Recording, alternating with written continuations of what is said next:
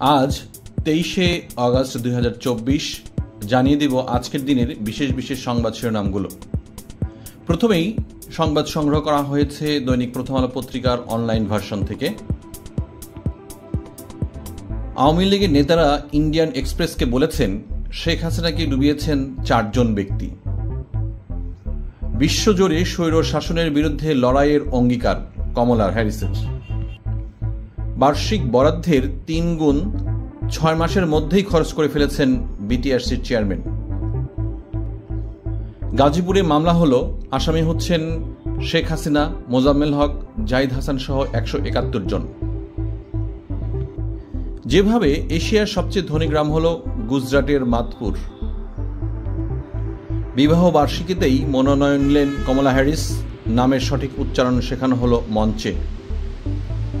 আকস্মিক ও ভয়াবহ বন্যার কবলে বাংলাদেশের 10 জেলা। বিনোদন খবর, শ্রদ্ধা কেন শাহরুখ, সালমান ও আমিরের সঙ্গে কাজ করেন না। শেষ পর্যন্ত মুক্তি পেল কল্কি, ওটিটিতে আর যা দেখবেন। খবরগুলো বিস্তারিত জানতে দৈনিক প্রথম আলো পত্রিকার অনলাইন ভার্সন ভিজিট করার জন্য বিশেষভাবে অনুরোধ করছি। এবার জানিয়ে দেব দৈনিক ইত্তেফাক পত্রিকার অনলাইন ভার্সনের কি কি সংবাদ শিরোনাম আছে সেগুলো। আগামী 72 ঘন্টায় বৃষ্টিপাত কমার কোনো সম্ভাবনা নেই। 5 দিনের নবজাতককে নিয়ে রাতভর পানিবন্দী মা।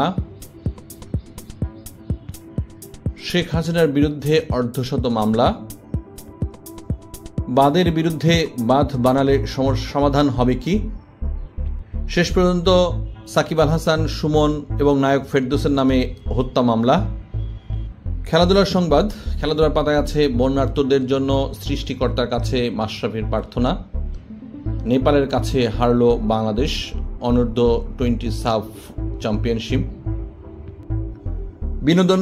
বিনোদন বার্তায় যা আছে, বন্যার্তদের রেস্কিউ করতে হেলিকপ্টারে ভাড়া দিবেন ইরফান সাজ্জাদ।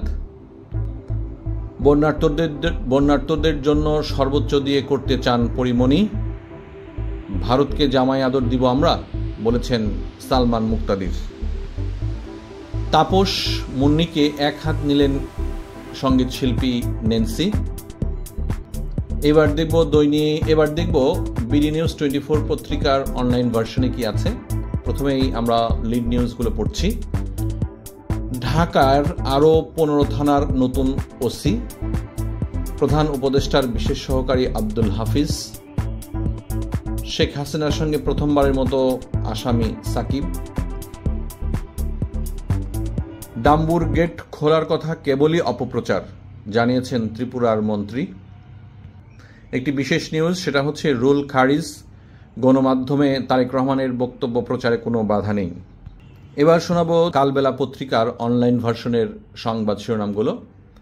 প্রথমে আছে বন্যার্তদের সহায়তায় সমন্বয় সেল গঠন। থাইল্যান্ডে যাত্রীবাহী বিমান বিধ্বস্ত, সবার নিহতের শঙ্কা। বন্যায় বিপর্যস্ত 13 জেলার মানবিক বিপর্যয়। হেলিকপ্টার দিয়ে বন্যার্তদের উদ্ধার কাজ করছে র্যাব। কারাগারে বন্দী কমেছে 22,500। সাকিব আল হাসানের বিরুদ্ধে হত্যা মামলা। দৈনিক কালের কণ্ঠ পত্রিকার অনলাইন ভার্সনের সংবাদ শিরোনামগুলো হচ্ছে, কুমিল্লা, নোয়াখালী সহ 7 অঞ্চলে 60 কিলোমিটার বেগে ঝোড়ো বৃষ্টির আভাস। জব্দ করা হলো লোটাস কামাল ও টিপু মুন্সির ব্যাংক হিসাব। চাচির কামড়ে প্রাণ গেল ভাতিজার, 4 জনকে আটক। আয়নাঘর নিয়ে সব তথ্য চায় মানবাধিকার কমিশন। আনুষ্ঠানিকভাবে প্রেসিডেন্ট পদপ্রার্থী হলেন কমলা হ্যারিস।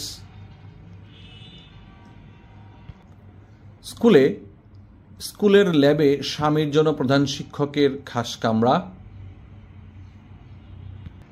আরও একটি সংবাদ সেখানে প্রাধান্য পেয়েছে, সেটা হচ্ছে বসুন্ধরা চেয়ারম্যান এমডির বিরুদ্ধে মামলা, ব্যবসায়ীদের মধ্যে ক্ষোভ অব্যাহত। পাচারের টাকা ফেরত আনতে হবে নতুন প্রতিষ্ঠান, গভর্নর বলেছেন। এই খবরগুলোর বিস্তারিত জানতে সংশ্লিষ্ট পত্রিকার অনলাইন ভার্সন ভিজিট করার জন্য অনুরোধ করা হলো।